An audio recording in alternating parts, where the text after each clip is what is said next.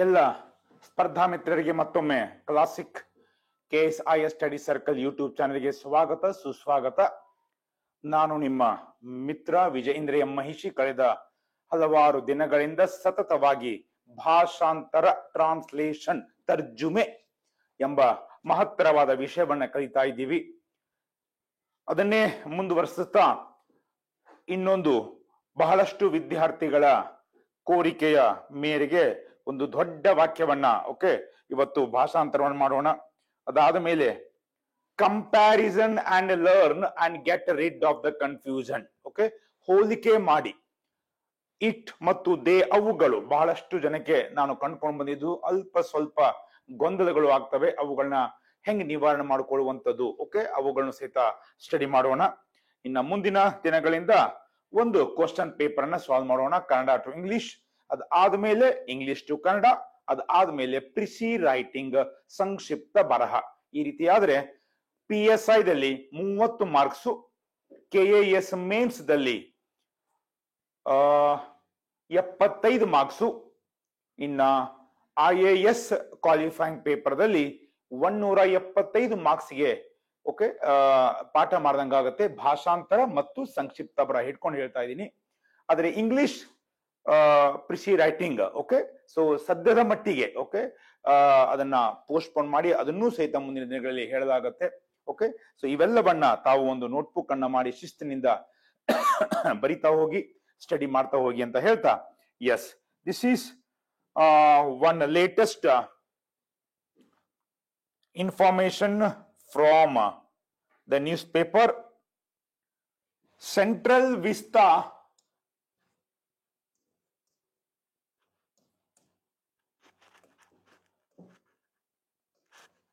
ಯೋಜನೆಯ ಅಡಿಯಲ್ಲಿ central vista ಯೋಜನೆಯ ಅಡಿಯಲ್ಲಿ ಅತ್ಯಾಧುನಿಕ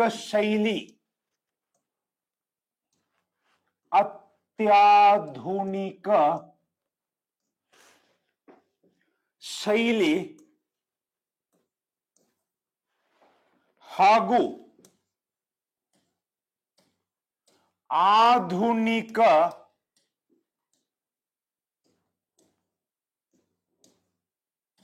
ತಂತ್ರಜ್ಞಾನದೊಂದಿಗೆ ಬರೆದು ಓದಿ, ಪದೇ ಪದೇ ಓದಿ ಪ್ರಾಕ್ಟೀಸ್ ಮಾಡ್ಕೊಂಡಾಗ ವೇಗವಾಗಿ ಕ್ರಮೇಣವಾಗಿ ವೇಗವಾಗಿ ಭಾಷಾಂತರ ಮಾಡುವ ಕೌಶಲ್ಯವನ್ನ ನಾವು ಅಳವಡಿಸ್ಕೋಬಹುದು. ಹೀಗಾಗಿ ಈ ವಾಕ್ಯವನ್ನ ಒಂದು ಬಿಟ್ಟು 2 ಸಾರಿ ಓದ್ತಾ ಇರ್ಕೊಳ್ಳಿ. ಪರೀಕ್ಷೆಯೂ ಸಹಿತ ಕ್ವಶನ್ ಪೇಪರ್ ಕೊಟ್ಟ ತಕ್ಷಣ we have to read once at least the paragraph. Central vista ಯೋಜನೆಯ ಅಡಿಯಲ್ಲಿ ಅತ್ಯಾಧುನಿಕ ಶೈಲಿ ಹಾಗೂ ಆಧುನಿಕ ತಂತ್ರಜ್ಞಾನದೊಂದಿಗೆ ತಲೆ ಎತ್ತಿ ನಿಂತಿರುವ, ನೋಡಿ ಎಂತ ಪದ ಬಳಕೆ ಮಾಡಿದ್ದಾರೆ ಸ್ನೇಹಿತರೆ. ತಲೆ ಎತ್ತಿ ನಿಂತಿರುವ ಅಂದ್ರೆ ಏನ್ ವಿಚಾರ ಮಾಡಿ. ತಲೆ ಎತ್ತಿ ನಿಂತಿರುವ, what is the meaning of this? ವಿಶ್ವದ ಅತಿ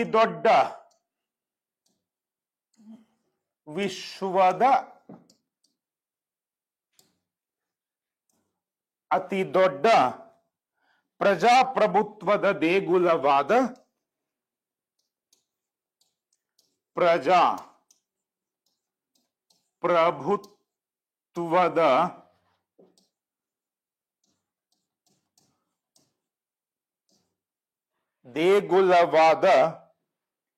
ಭಾರತದ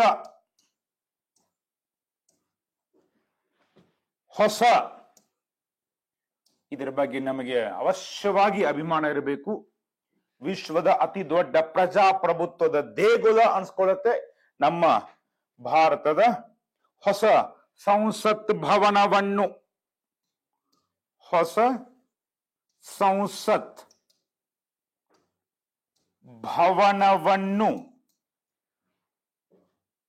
ವಾಸ್ತುಶಿಲ್ಪಿ,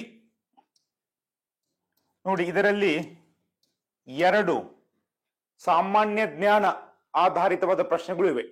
ಯಾವ ಯೋಜನೆಯ ಅಡಿಯಲ್ಲಿ ಕೇಳಬಹುದು, ಆ ವಾಸ್ತುಶಿಲ್ಪಿಯ ಹೆಸರು ಕೇಳಬಹುದು. ಗೊತ್ತಿದೆ ಅನ್ಕೊಂಡಿದ್ದೀನಿ. ಓಕೆ, ಸೊ ವಾಸ್ತುಶಿಲ್ಪಿ ಬಿಮಲ್ ಪಟೇಲ್.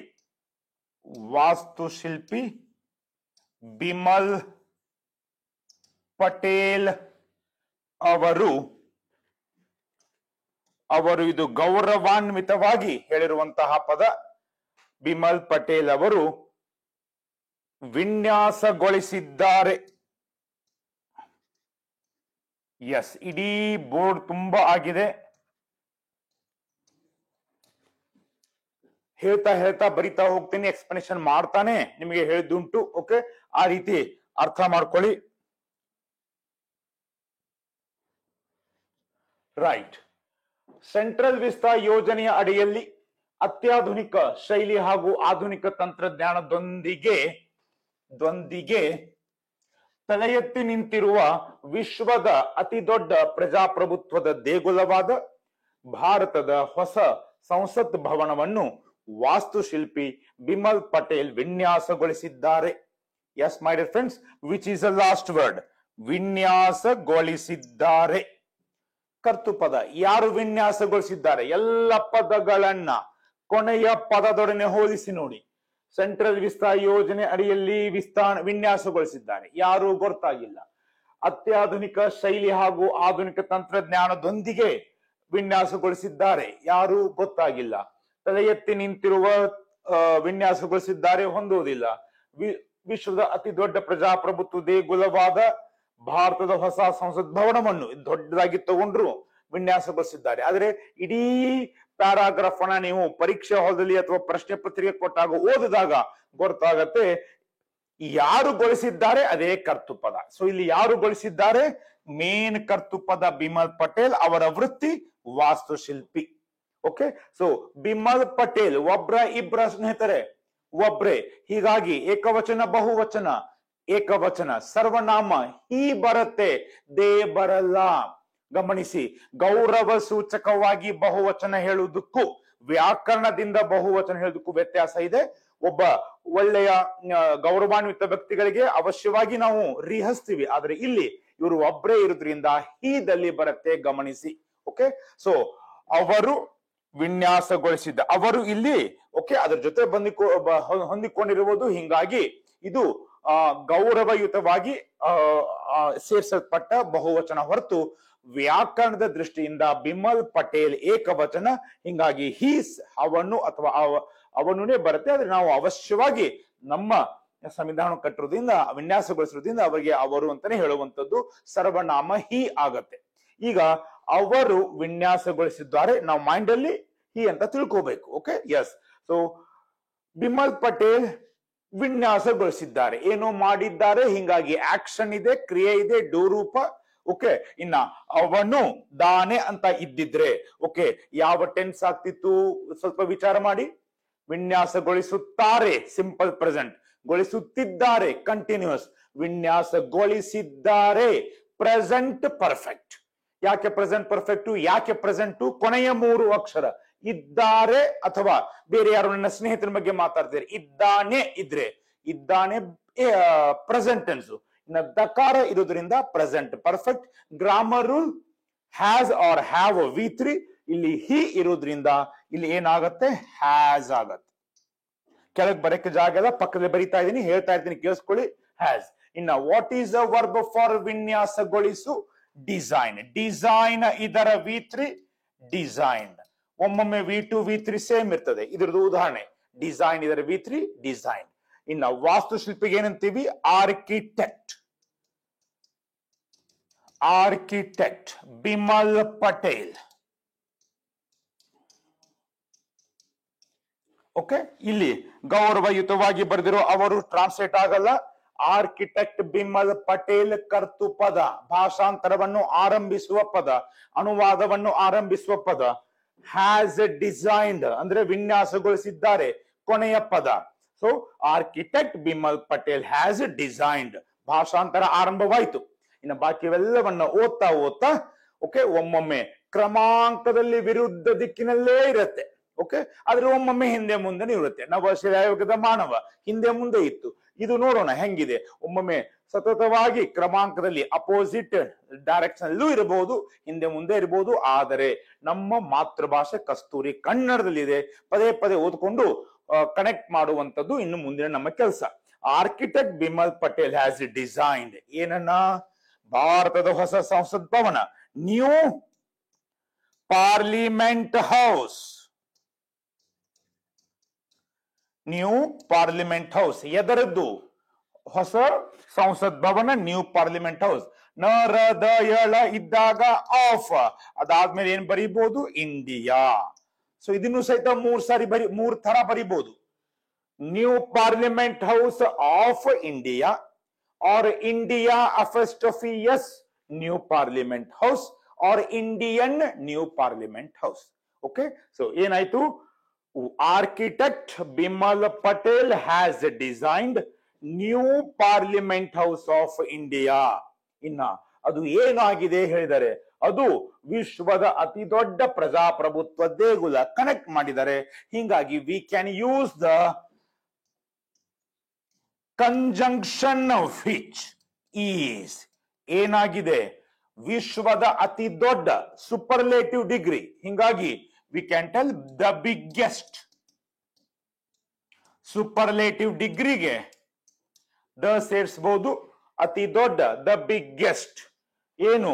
ಪ್ರಜಾಪ್ರಭುತ್ವ, ಡೆಮಾಕ್ರೆಟಿಕ್. ದೇಗುಲ, ಟೆಂಪಲ್. ಗುಡಿ, ದೇವಾಲಯ, ದೇವಸ್ಥಾನ. ಓಕೆ, ದೇಗುಲನು ಅಂತೀವಿ, ಟೆಂಪಲ್ ಹೇಳ್ಬೋದು. ಓಕೆ, ಅದು ಎದರದ್ದು? Again of the world. ಜಗತ್ತು ಸಹಿತ ಒಂದೇ ಇರುವುದರಿಂದ ಅನನ್ಯ ವಸ್ತುಗಳಿಗೂ ದ ಸೇರಿಸಬೇಕು. ಕೇಳಿಸ್ಕೊಳ್ಳಿ, ಸ್ಟೆಪ್ ಬೈ ಸ್ಟೆಪ್ ಹೋಗೋಣ. ನಾ ಬರೀ ಉತ್ತರ ಹೇಳ್ತಾ ಇಲ್ಲ ಸ್ನೇಹಿತರೆ, ಆ ಉತ್ತರ ಹೆಂಗ್ ಬರ್ತಾ ಇದೆ ಅದನ್ನ ಹೇಳ್ತಾ ಇದ್ದೀನಿ.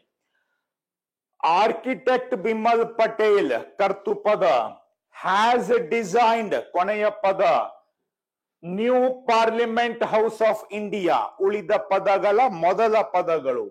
ವಿಚ್ ಈಸ್ ಕನೆಕ್ಟ್ ಮಾಡ್ತಾ ಇದ್ದೀವಿ. Which is the biggest democratic temple of the world. Okay, ಇನ್ನ ತಲೆ ಎತ್ತಿ ನಿಂತಿರುವ ಅಂದ್ರೆ ಏನಂತ ಅರ್ಥ ಮಾಡ್ಕೋಬೇಕು?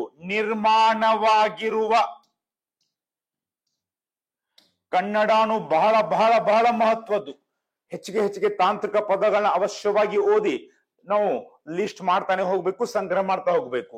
ನಿರ್ಮಾಣ ಈಗಾಗಲೇ ಆಗಿದೆ, ಹೀಗಾಗಿ we can use the word built. Built. Okay, yes, which is the biggest democratic temple of the world, built. Okay, ಇನ್ನ ದೊಂದಿಗೆ ಅಂತ ಹೇಳಕ್ಕೆ, ಒಂದಿಗೆ ಅಂತ ಹೇಳಕ್ಕೆ ಪ್ರಿಪೋಸಿಷನ್ ವಿತ್ ಬಳಕೆ ಮಾಡ್ತೀವಿ. ತಲೆ ಎತ್ತಿ ನಿಂತಿರುವ ಇಸ್ ಈಕ್ವಲ್ ಟು ನಿರ್ಮಾಣವಾಗಿರುವ ಇಸ್ ಈಕ್ವಲ್ ಟು ಬಿಲ್ಟ್. ಒಂದೇ ಪದ. ದೊಂದಿಗೆ, ವಿತ್. ಎದರೊಂದಿಗೆ? ಆಧುನಿಕ ತಂತ್ರಜ್ಞಾನ, ಮಾಡರ್ನ್ ಟೆಕ್ನಾಲಜಿ. Modern technology. ಇದು ಅದೃಷ್ಟವಶಾತ್ ಉಳಿದ ಪದಗಳು ವಿರುದ್ಧ ದಿಕ್ಕಿನಲ್ಲಿನೇ ಕ್ರಮಾಂಕದಲ್ಲಿ ಇದ್ದಾವೆ. Okay, yes, with modern technology, ಹಾಗೂ ಅಂತ ಹೇಳಕ್ಕೆ ಅಂಡ್. ಅತ್ಯಾಧುನಿಕ ಶೈಲಿಗೆ what is the word? Sophisticated style ಅಂತ ಹೇಳ್ಬಹುದು. Sophisticated style. ಇನ್ನ ಅಡಿಯಲ್ಲಿ ಅಂತ ಹೇಳಕ್ಕೆ ಅಂಡರ್. ಯಾವ ಯೋಜನೆ? Central vista plan or scheme. Now we are absolutely ready for a beautiful translation of our own new parliament house. ಕೇಳಿಸ್ಕೊಳ್ಳಿ.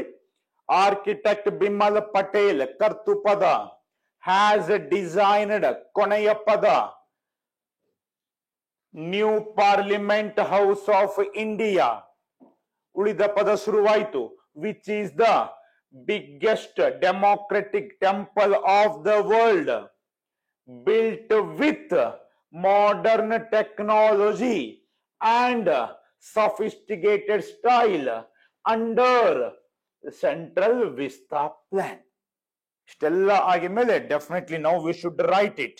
Okay, so what is the translation, my dear friends? Architect Bimal Patel.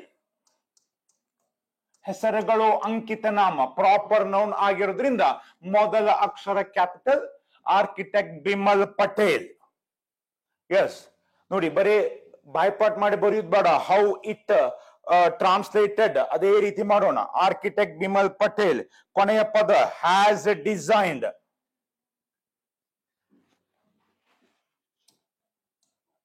Has designed. Again ಏನನ್ನ? Has designed. Yes, new parliament house of India. New parliament house of India. ಮುಂದೆ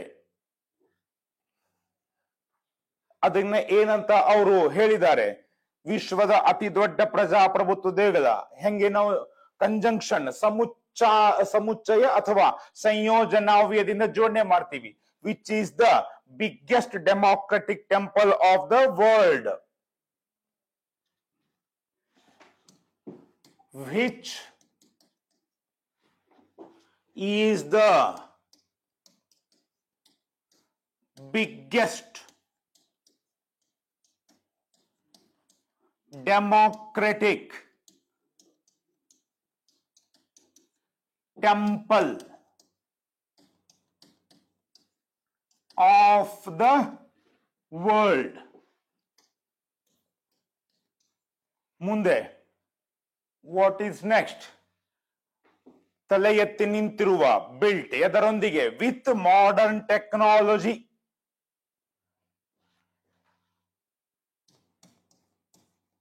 built with modern technology. Next, and sophisticated style. And sophisticated style. Next ಇನ್ನು ನಾವು ಬರೀಬೇಕಾದದ್ದು ಯಾವ ಯೋಜನೆ ಅಡಿ? Under the central vista plan. Under ಆ ಒಂದು ಯೋಜನೆ ಏನಿದೆ ನಿರ್ದಿಷ್ಟವಾಗಿರೋದ್ರಿಂದ we can use the definite article the under the central vista plan. Now this is a final translation of the translation which was given. Okay, architect Bimal Patel has designed new Parliament House of India, which is the biggest democratic temple of the world, built with modern technology and sophisticated style under the central vista plan. ನೋಡಿ ಎಷ್ಟು ಖುಷಿ ಅನ್ಸುತ್ತೆ when we write according to the system and have translated. Okay, ಇನ್ನ ನಾ ಈಗಾಗಲೇ ಹೇಳಿದಂಗೆ ಇದು ಕೊನೆಯ ಪದ ವಿನ್ಯಾಸಗೊಳಿಸಿದ್ದಾರೆ. ₹2 ಇರೋದ್ರಿಂದ ಇದನ್ನ ನೀವು ಬಾಕಿ ಎಲ್ಲ 11 ಟೆನ್ಸ್ಗಳಿಗೂ ಭಾಷಾಂತರ ಮಾಡಬೇಕು. ಓಕೆ, ಸೊ ಬೇಗ ಬೇಗ ಅವುಗಳನ್ನು ಹೇಳ್ಬಿಡ್ತೀನಿ. Just you can just keep in your mind. So first of all ಇಲ್ಲಿ ಇದೊಂದೇ ಚೇಂಜ್ ಆಗುತ್ತೆ. Okay, Bimal Patel has designed ಅದೊಂದೇ ನಾವು ಚೇಂಜ್ ಮಾಡಿ ಮುಂದಿನ 11 ಟೆನ್ಸ್ ಅನ್ನ ಮಾಡಬಹುದು. ಓಕೆ, ಯಾವ್ದು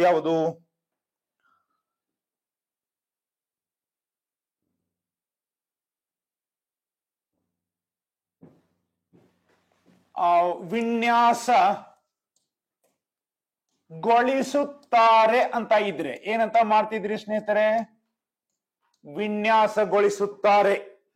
ಓಕೆ, ಸೊ ಬಾಕಿ ಎಲ್ಲ ಸೇಮ್. ವಿನ್ಯಾಸಗೊಳಿಸಿದ್ದಾರೆ ಬದಲು ವಿನ್ಯಾಸಗೊಳಿಸುತ್ತಾರೆ ಅಂತ ಬರೆದ್ರೆ ಯಾವ ಟೆನ್ಸು? ಕ್ಯಾನ್ ಯು ಟೆಲ್ ಮಿ?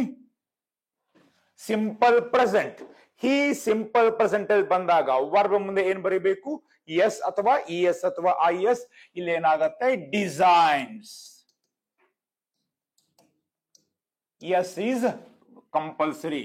ಇನ್ನ ನೆಕ್ಸ್ಟ್ ವಿನ್ಯಾಸಗೊಳಿಸುತ್ತಿದ್ದಾರೆ. ಇದೇ ನೋಡಿ ಟೆನ್ಸ್ ಅಲ್ಲಿ ಪರ್ಫೆಕ್ಟ್ ಆಗುವ ಏಕಮೇವ ಆಸಕ್ತಿಮಯ repetitive activity. Okay, repetition is the mother of skills ಅಂತ ಹೇಳ್ತೀವಿ. ಹಿಂಗಾಗಿ ಆಸಕ್ತಿಯಿಂದ ಹುರುಪಿನಿಂದ ಇವೆಲ್ಲ ಮಾಡಿ ಅಂದ್ರೆ ಅದರಲ್ಲಿರುವ ಎಲ್ಲ ಪದ ಸಂಪತ್ತು ನೆನಪುಳಿಯುತ್ತೆ, ರೈಟಿಂಗ್ ಅಲ್ಲಿ ಸ್ಥಿರತೆ ಸ್ಟೆಬಿಲಿಟಿ ಬರುತ್ತೆ. ಅದಾದ್ಮೇಲೆ ಎಲ್ಲ ಟೆನ್ಸ್ ಅಲ್ಲೂ ಓಕೆ ನಾವು ಪರಿಣಿತರಾಗಬಹುದು. ಸೊ ತಿದ್ದಾರೆ ಇರುವುದರಿಂದ ಓಕೆ ಒಬ್ಬರೇ ಇರುವುದರಿಂದ ಪ್ರೆಸೆಂಟ್ ಕಂಟಿನ್ಯೂಸ್ ಈಸ್ ಡಿಸೈನಿಂಗ್ ಆಗತ್ತೆ. ಎಸ್, ಅದಾದ್ಮೇಲೆ next one present perfect continuous tense ವಿನ್ಯಾಸಗೊಳಿಸುತ್ತಲಿದ್ದಾರೆ ಅಂತ ಬರೆದ್ರೆ ಏನಾಗುತ್ತೆ? Has been designing. Has been designing. Present tense ಹೇಳಿದ್ದೀನಿ, ಪಾಸ್ಟ್ ಮತ್ತೆ ಫ್ಯೂಚರ್ ಮೌಖಿಕವಾಗಿ ಹೇಳ್ತೀನಿ, ಗಮನವಿಟ್ಟು ಕೇಳಿ. ನೆಕ್ಸ್ಟ್ ವಿನ್ಯಾಸಗೊಳಿಸಿದರು, ಒಬ್ಬರೇ ಇದ್ದಾರೆ, ಹೀದಲ್ಲೇ ಬರುತ್ತೆ. ಡಿಸೈನ್ಡ್. ವಿನ್ಯಾಸಗೊಳಿಸುತ್ತಿದ್ದರು, ಕೊನೆಯ 3 ಅಕ್ಷರ ಇದ್ದರು ಪಾಸ್ಟ್, ಅದ್ರ ಒಬ್ಬರೇ ಇದ್ದಾರೆ, ಹಿ. ಗೌರವಿತವಾಗಿ ಬಹುವಚನ, ಆದ್ರೆ ವ್ಯಾಕರಣ ದೃಷ್ಟಿಯಿಂದ ಹಿ. ಹಿಂಗಾಗಿ ಗೊಳಿಸುತ್ತಿದ್ದರು ಪಾಸ್ಟ್ ಕಂಟಿನ್ಯೂಸ್ ವಾಸ್ ಡಿಸೈನಿಂಗ್. ವಿನ್ಯಾಸಗೊಳಿಸಿದ್ದರು ಒತ್ತಕ್ಷರ ಕಡ್ಡಾಯ ಹ್ಯಾಡ್ ಡಿಸೈನ್ಡ್. ವಿನ್ಯಾಸಗೊಳಿಸುತ್ತಲೇ ಇದ್ದರು past perfect continuous had been designing. In future tense my dear friends, ವಿನ್ಯಾಸಗೊಳಿಸುವರು ವಿಲ್ ಡಿಸೈನ್. ವಿನ್ಯಾಸಗೊಳಿಸುತ್ತಿರುವರು ವಿಲ್ ಬಿ ಡಿಸೈನಿಂಗ್. ವಿನ್ಯಾಸಗೊಳಿಸಿರುವರು ವಿಲ್ ಹ್ಯಾವ್ ಡಿಸೈನ್ಡ್.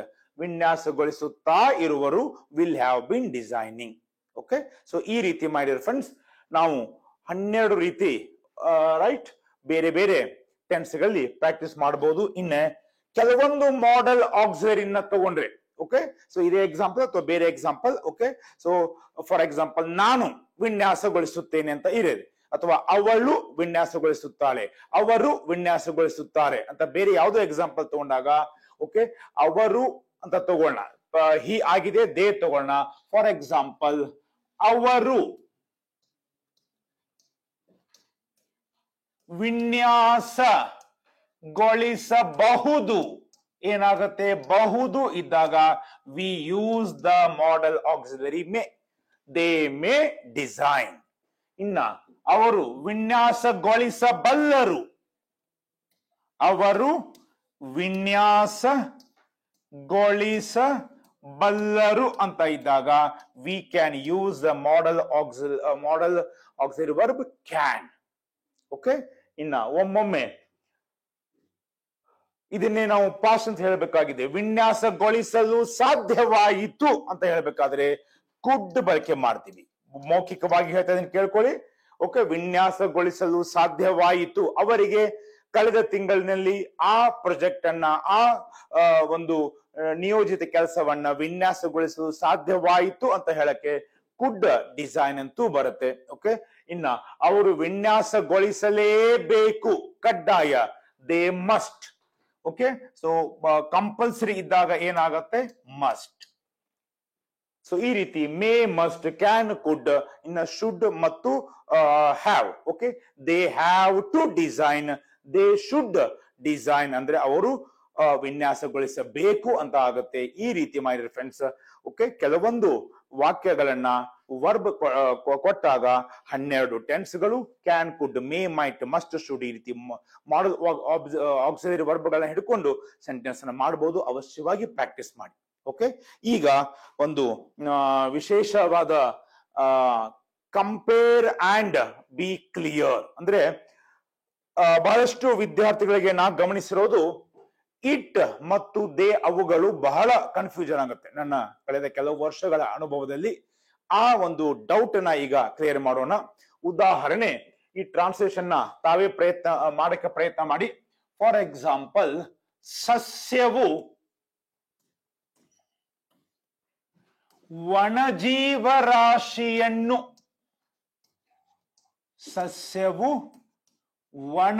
ವನಜೀವರಾಶಿಯನ್ನು ಉತ್ಪತ್ತಿ ಮಾಡುತ್ತದೆ. ಇದನ್ನು ಟ್ರಾನ್ಸ್ಲೇಟ್ ಮಾಡಬೇಕು. ಸೆಂಟೆನ್ಸ್ ನಂಬರ್ 1, ಇನ್ನ ಯೆಲ್ಲೋ ಇಂಕ್ ಇಂದ ನಾ ಬರೆದಿರೋದು ಈವನ್ ನಂಬರ್ ಸೆಂಟೆನ್ಸ್ ನಂಬರ್ 2. ಸಸ್ಯಗಳು ವನಜೀವರಾಶಿಯನ್ನು ಉತ್ಪತ್ತಿ ಮಾಡುವವು. ಎಸ್ ಮೈ ಡಿಯರ್ ಫ್ರೆಂಡ್ಸ್, ಮುಂದಿನ ಕೆಲ ದಿನಗಳಲ್ಲಿ ಲೈವ್ ಸೆಷನ್ ಮಾಡ್ತಾ ಇದ್ದೀವಿ. ಸದ್ಯದ 1-2 ನಿಮಿಷ ಮಟ್ಟಕ್ಕೆ ತಿಳ್ಕೊಳ್ಳಿ, ವಿ ಆರ್ ಡೂಯಿಂಗ್ ಲೈವ್ ಅಂತ. ಓಕೆ, 2 ವಾಕ್ಯಗಳ ಭಾಷಾಂತರ ಮಾಡಿ ನೋಡೋಣ. ಓಕೆ, ವನಜೀವರಾಶಿಗೆ ಏನಂತಾರೆ ಗೊತ್ತಿರಬೇಕು. ದಿಟ್ಸ್ ಎ ವೆರಿ ಇಂಪಾರ್ಟೆಂಟ್ ವರ್ಡ್. ಬಾಕಿವೆಲ್ಲ ನಿಮಗೆ ಗೊತ್ತಿದೆ ಅನ್ಕೊಂಡಿದ್ದೀನಿ. ಸಸ್ಯವು ವನಜೀವರಾಶಿಯನ್ನು ಉತ್ಪತ್ತಿ ಮಾಡುತ್ತದೆ. ಸಸ್ಯಗಳು ವನಜೀವರಾಶಿಯನ್ನು ಉತ್ಪತ್ತಿ ಮಾಡುವು ಬೇಡ, ನಿಮಗೆ ಅತಿ ಈಸಿಯಾಗಿ ಹೇಳ್ಕೊಡ್ತೀನಿ, ಮಾಡುತ್ತವೆ. ಮೇಲಿಂದ ಕಂಪೇರ್ ಮಾಡಿ ಇನ್ನೂ ಈಸಿ ಮಾಡ್ಕೊಡ್ತೀನಿ. ಮಾಡುತ್ತವೆ. ಎಸ್, ಇಲ್ಲಿ ತದೆ ಇದೆ, ಇಲ್ಲಿ ತವೆ ಇದೆ. ನಾ ಬಹಳ ಹೇಳಿದ್ರೆ ಟ್ರಾನ್ಸ್ಲೇಷನ್ ಹೇಳ್ದಂಗೆ ಆಗತ್ತೆ. ಇನ್ನ ವನಜೀವರಾಶಿಗೆ you can use the word dry biomass. Yes, ಈಗ 10 ಸೆಕೆಂಡು ಫಸ್ಟ್ ಸೆಂಟೆನ್ಸ್ ಮಾಡಕ್ಕೆ, 10 ಸೆಕೆಂಡು ಸೆಕೆಂಡ್ ಸೆಂಟೆನ್ಸ್ ಮಾಡಕ್ಕೆ ಟೈಮ್ ಕೊಡ್ತೀನಿ. ಟ್ರಾನ್ಸ್ಲೇಷನ್ ಮಾಡಿ ನೋಡೋಣ. Then we shall compare and have the perfect translation. ಸಸ್ಯವು ವನಜೀವರಾಶಿಯನ್ನು ಉತ್ಪತ್ತಿ ಮಾಡುತ್ತದೆ. ನೀವು ನೋಡಿದ ತಕ್ಷಣ ಓಕೆ ಕಾಮೆಂಟ್ ಬಾಕ್ಸ್ ಅಲ್ಲಿ ಹಾಕ್ಬಹುದು. I will accordingly reply it. ನೋಡೋಣ ಮುಂದಿನ ವಾರ ಸಾಧ್ಯವಾದರೆ we shall start the live classes. ಅಂದ್ರೆ ಇನ್ನೂ ಹೆಚ್ಚಿಗೆ ಲವಲವಿಕೆಯಿಂದ, ಹೆಚ್ಚಿಗೆ ಆಕ್ಷನ್ ಗಳಿಂದ, ಹೆಚ್ಚಿಗೆ ಆಕ್ಟಿವ್ನೆಸ್ ಇಂದ ಕಲಿಬಹುದು. ರೈಟ್? ಎಸ್, ಸಸ್ಯವು ವನಜೀವರಾಶಿಯನ್ನು ಉತ್ಪತ್ತಿ ಮಾಡುತ್ತದೆ. ಟ್ರಾನ್ಸ್ಲೇಷನ್ ನಂಬರ್ 1, ಸಸ್ಯಗಳು ವನಜೀವರಾಶಿಯನ್ನು ಉತ್ಪತ್ತಿ ಮಾಡುತ್ತವೆ. ಎಸ್, ಈಗ ಫಸ್ಟ್ ಸೆಂಟೆನ್ಸ್ ಕೊನೆಯ ಪದ ಯಾವುದು ಸ್ನೇಹಿತರೆ? ಉತ್ಪತ್ತಿ ಮಾಡುತ್ತದೆ. ಕರ್ತೃಪದ ಸಸ್ಯವು. ಸಸ್ಯವು ಏಕವಚನ, ಬಹುವಚನ? ಏಕವಚನ. ಸರ್ವನಾಮ ಇಟ್, ಅದು ಅಥವಾ ಇದು ಆಗತ್ತೆ. ಇಟ್, ಅದು ಅಥವಾ ಇದು. ಅದು ಅಥವಾ ಇದು ಉತ್ಪತ್ತಿ ಮಾಡುತ್ತದೆ. ಆಕ್ಷನ್ ಇದೆ, ಕ್ರಿಯೆ ಇದೆ, ಡೂ ರೂಪ. ಇನ್ನ ಅದು ಇದು ತದೆ ಬಂದಾಗ ಯಾವ ಟೆನ್ಸು ಸ್ನೇಹಿತರೆ? Simple present. ಸಿಂಪಲ್ ಪ್ರೆಸೆಂಟ್ ಟೆನ್ಸಿನ ವ್ಯಾಕರಣದ ನಿಯಮ I, you, they, we. Verb does not change. He, she, it ಇದ್ದಾಗ ವರ್ಬ್ ಮುಂದೆ ಎಸ್ ಅಥವಾ ಇ ಎಸ್ ಅಥವಾ ಐ ಎ ಎಸ್. ಸೊ ಹಿಂಗಾಗಿ what is the verb for ಉತ್ಪತ್ತಿ ಮಾಡು? ಪ್ರೊಡ್ಯೂಸ್. ಪ್ರೊಡ್ಯೂಸ್ ಮುಂದೆ ಏನ್ ಬರಬೇಕು? ಪ್ರೊಡ್ಯೂಸಸ್. ಸಸ್ಯಕ್ಕೆ ಏನಂತೀರಾ? ಒಂದೇ ಸಸ್ಯ, ಪ್ಲಾಂಟ್. ಸೊ ವನಜೀವರಾಶಿಗೆ ಡ್ರೈ ಬಯೋಮಾಸ್, ಇದು 2ನೇ ಸ್ಟೆಪ್.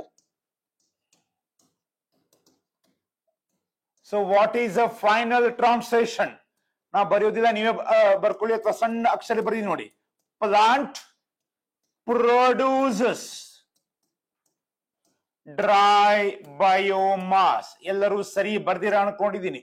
ಎಸ್ ಬರೀಲಿಲ್ಲ, ವ್ಯಾಕರಣದ ದೃಷ್ಟಿಯಿಂದ ತಪ್ಪಾಗುತ್ತೆ ಸ್ನೇಹಿತರೆ. ಓಕೆ, ಇನ್ನ 2ನೇ ವಾಕ್ಯಕ್ಕೆ ಬರೀರಿ. ಸಸ್ಯಗಳು ವನಜೀವರಾಶಿಯನ್ನು ಉತ್ಪತ್ತಿ ಮಾಡುತ್ತವೆ. ಕೊನೆಯ 2 ಅಕ್ಷರ ಏನು?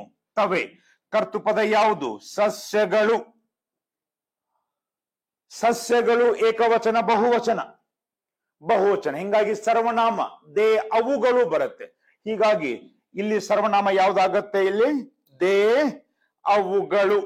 ಇಲ್ಲಿ ನೋಡಿ, 1ನೇದ್ದು ಇಟ್, ಅದು ಅಥವಾ ಇದು ಬರುತ್ತೆ. ಆದ್ರೆ 2ನೇ ಎಕ್ಸಾಂಪಲಿನ ಸರ್ವನಾಮ ದೇ, ಅವುಗಳು ಬರುತ್ತೆ. ಈಗ ಹೇಳಿ, ಅವುಗಳು ತವೆ. ಯಾವ tense? Same simple present. Grammar rule are you, they, we. Verb does not change. So what is the verb here? Produce. What is the word for this? Plants. ಮತ್ತು ಮೊದಲನೇ ಸ್ಟೆಪ್ ನಿಮ್ಗೆ ಹೇಳ್ತಾ ಇದ್ದೀನಿ. ವನಜೀವರಾಶಿ, ಡ್ರೈ ಬಯೋಮಾಸ್, ಇದು 2ನೇ ಹೆಜ್ಜೆ. So what is the final translation? Plants produce dry biomass. So ಇದು ಮೊದಲನೇ ವಾಕ್ಯದ ಭಾಷಾಂತರ. ಆಯತಾಕಾರದಲ್ಲಿ ಹಾಕಿರೋದು. ಇದು ಎರಡನೇ ಆ ವಾಕ್ಯದ ಭಾಷಾಂತರ.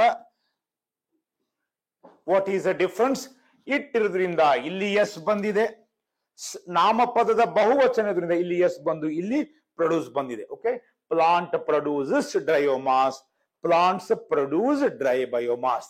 ಓಕೆ, ಇದೇ ವಾಕ್ಯ ಈಗ ಇಮಿಡಿಯೇಟ್ ಆಗಿ ನೆಕ್ಸ್ಟ್ ಇದೇ ರೀತಿ ಮಾಡಿ ನೋಡೋಣ. Let's go for the third example. ಸಸ್ಯವು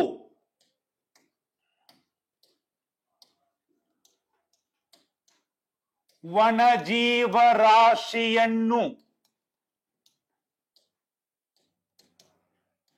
ಉತ್ಪತ್ತಿ ಮಾಡುತ್ತಿದೆ. ಉತ್ತರ ಬರೆದು ಕಾಮೆಂಟ್ ಮಾಡಿ. ಸಸ್ಯವು ವನಜೀವರಾಶಿಯನ್ನು ಉತ್ಪತ್ತಿ ಮಾಡುತ್ತಿದೆ.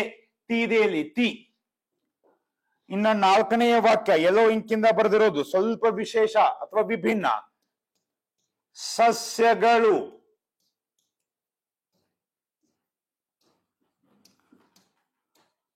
ವನಜೀವರಾಶಿಯನ್ನು ಉತ್ಪತ್ತಿ ಮಾಡುತ್ತಿವೆ. ಡಬಲ್ ಅಂಡರ್ಲೈನ್ ಎಲ್ಲಿ ಹಾಕಿದೀನಿ ಅಲ್ಲಿ ವ್ಯತ್ಯಾಸ ಇದೆ. ಕಳೆದ 1-2 ಎಕ್ಸಾಂಪಲ್ ಹೋಗಿ ಮಾಡಿದ್ರೆ ಬೆಸ ಸಂಖ್ಯೆ ಇಟ್ ಅದು ಅಥವಾ ಇದು, ಸಮ ಸಂಖ್ಯೆ ದೇ ಅವು ಅಥವಾ ಇವು. ಓಕೆ ಓಕೆ, ಪಟ್ನೆ ಇದನ್ನ ಟ್ರಾನ್ಸ್ಲೇಷನ್ ಮಾಡಿ. ಸಸ್ಯವು ವನಜೀವರಾಶಿಯನ್ನು ಉತ್ಪತ್ತಿ ಮಾಡುತ್ತಿದೆ. ಸಸ್ಯಗಳು ವನಜೀವರಾಶಿಯನ್ನು ಉತ್ಪತ್ತಿ ಮಾಡುತ್ತಿವೆ. ಸ್ವಲ್ಪ ಸಮಯದ ನಂತರ ಐ ವಿಲ್ ಕಮ್ ಬ್ಯಾಕ್. ನೋಡಿ ಈ ರೀತಿ ಮಾಡಿ ಫ್ರೆಂಡ್ಸ್. ನಾವು ಬರೀ ಗಡಿಬಿಡಿಯಲ್ಲಿ ಸೆಂಟೆನ್ಸ್ ಮಾಡ್ತಾ ಹೋಗ್ತಾ ಇಲ್ಲ. Again I have come back for the small sentences. Okay, ಬಹಳಷ್ಟು ವಿದ್ಯಾರ್ಥಿಗಳು ಬಂದ್ರು, ಸರ್ ಇಟ್ ಮತ್ತು ದೇ ವ್ಯತ್ಯಾಸ ನಮಗೆ ಕನ್ಫ್ಯೂಸ್ ಆಗ್ತಾ ಇದೆ, ಅದನ್ನ ಕ್ಲಿಯರ್ ಮಾಡಕ್ಕೆ ಈ ಎಕ್ಸಾಂಪಲ್ ಕೊಡ್ತಾ ಇದ್ದೀನಿ. ಕ್ವಶನ್ ಪೇಪರ್ ಬಿಡಿಸಬಹುದಾಗಿತ್ತು. 1 or 2 days I will postpone, but be very, ಯಾಕಂದ್ರೆ ಕ್ವಶನ್ ಪೇಪರ್ ಏನಿರುತ್ತೆ, do, be, be plus do, have ಎಲ್ಲ ರೂಪಗಳ ಮಿಶ್ರಣ. ಸೊ ಡು ರೂಪನು ಜಾಸ್ತಿ ಮಾಡಿದ್ರೆ ಓಕೆ ಅದೆಲ್ಲ, ಮತ್ತು ಇನ್ನು ಮುಂದೆ ಬಿ, ಬಿ ಪ್ಲಸ್ ಡು ಎಲ್ಲ ವಾಕ್ಯಗಳನ್ನ ಇಂಡಿಪೆಂಡೆಂಟ್ ಆಗಿ ಮಾಡಿ ಆಮೇಲೆ ಎಲ್ಲವುಗಳ ಸಂಗಮವಿರುವ ಒಂದು ಕ್ವಶನ್ ಪೇಪರ್ ನಾವು ಸಾಲ್ವ್ ಮಾಡಬಹುದು. ಹೀಗಾಗಿ ಸೊ ಈ ವಾಕ್ಯದ ಟ್ರಾನ್ಸ್ಲೇಷನ್ ಏನಾಗುತ್ತೆ ಇದು ಕೇಳಿಸ್ಕೊಳ್ಳಿ. ಕೊನೆಯ ಪದ ಉತ್ಪತ್ತಿ ಮಾಡುತ್ತಿದೆ. ಕರ್ತು ಪದ ಸಸ್ಯವು. ಸಸ್ಯವು ಏಕವಚನ ಇರೋದ್ರಿಂದ ಅದು ಅಥವಾ ಇದು ಇಟ್. ತಿದೆ ಇದೆ ಇರೋದ್ರಿಂದ ಟೋಟಲ್ ಆಗಿ ಪ್ರೆಸೆಂಟ್. ತಿದೆ ಇರೋದ್ರಿಂದ present continuous. Grammar rule. What is the grammar rule? Verb ing preceded by, ಅದರ ಹಿಂದೆ ಈಸ್ ಅಥವಾ ಆರ್ ಅಥವಾ ಆಮ್. ಫಸ್ಟ್ ವಾಕ್ಯ ವೈಟ್ ಅಲ್ಲಿ ಇರೋದ್ರಿಂದ I will do it white only, right? ಸಸ್ಯವು ಅಂತ ಹೇಳಕ್ಕೆ ಪ್ಲಾಂಟ್. ಕೊನೆಯ ಪದ ಏನಾಗುತ್ತೆ?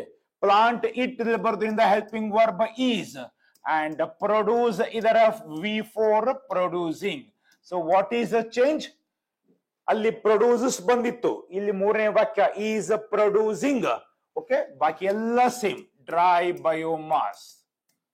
ಈ ರೀತಿ ಮಾಡೋದ್ರಿಂದ we can become perfect in all the tenses. ಬಹಳಷ್ಟು ಜನ ಹೇಳುದುಂಟು, ಟೆನ್ಸ್ ಕಲ್ತ್ರೆ ಅರ್ಧ ಇಂಗ್ಲಿಷ್ ಬಂದಂಗೆ ಅಂತ.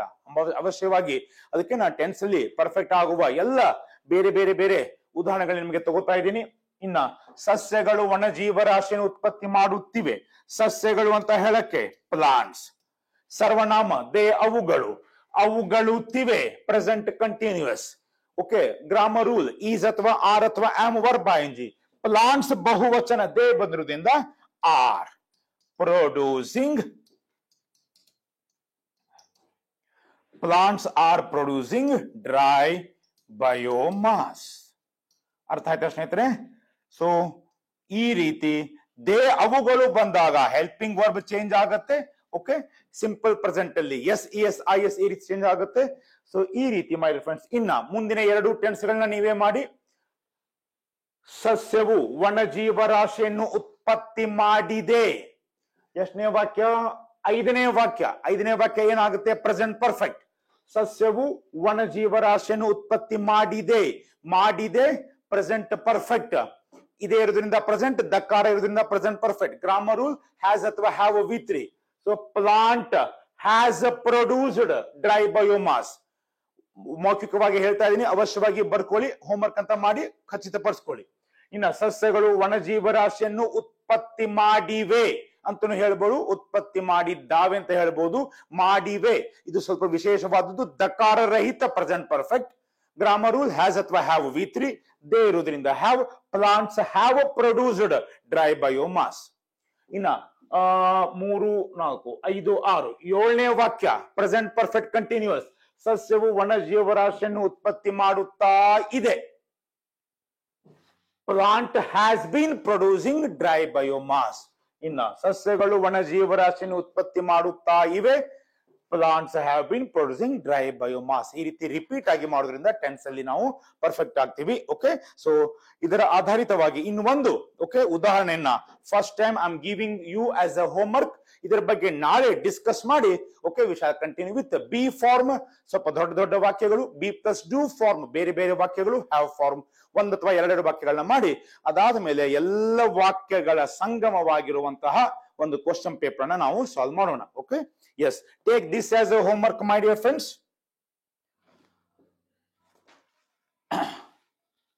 ತಾಂತ್ರಿಕ ಪರಿಹಾರವು, ತಾಂತ್ರಿಕ ಪರಿಹಾರವು ಕೃತಕ ಬುದ್ಧಿಮತ್ತೆಯನ್ನು, ಕೃತಕ ಬುದ್ಧಿಮತ್ತೆಯನ್ನು ಬಳಸುತ್ತದೆ. ನಿಮ್ಮ ಅನುಕೂಲಕ್ಕೆ ಹೇಳ್ತಾ ಇದ್ದೀನಿ. ಫಸ್ಟ್ ಸರ್ವನಾಮ ಬೇರೆ ಇರುತ್ತೆ, ಇನ್ನ ಸೆಕೆಂಡ್ ಈವನ್ ನಂಬರ್ ಬೇರೆ ಇರುತ್ತೆ. ಯೆಲ್ಲೋ ಇಂಕಿಂದ ಬರೆದಿರೋದು ಚೇಂಜ್ ಇರುತ್ತೆ, ಅಲ್ಪ ಸ್ವಲ್ಪ ಬದಲಾವಣೆ. ಓಕೆ, ಗ್ರಾಮರ್ ಅಲ್ಲಿ ಪರ್ಫೆಕ್ಟ್ ಆಗ್ಬೇಕಂತ ನಾ ಬರೀ ಪ್ರೆಸೆಂಟ್ ಹೇಳಿದೆ. ನೀವು ಪಾಸ್ಟ್ ಮತ್ತು ಫ್ಯೂಚರ್ ಮಾಡಬಹುದು. ಇವುಗಳ ಪಾಸ್ಟ್, ಪ್ರೆಸೆಂಟ್, ಫ್ಯೂಚರ್ ಎಲ್ಲ ಟೆನ್ಸ್ ಗಳನ್ನ ನೆಕ್ಸ್ಟ್ ಕ್ಲಾಸ್ ಅಲ್ಲಿ ಹೇಳ್ತೀನಿ. ಅವಶ್ಯವಾಗಿ ನೀವು ಮಾತ್ರ ಕಂಪಲ್ಸರಿ ಹೋಮ್ವರ್ಕ್ ಮಾಡ್ಕೊಂಡು ಬನ್ನಿ, ಚೆಕ್ ಮಾಡ್ಕೊಳ್ಳಿ.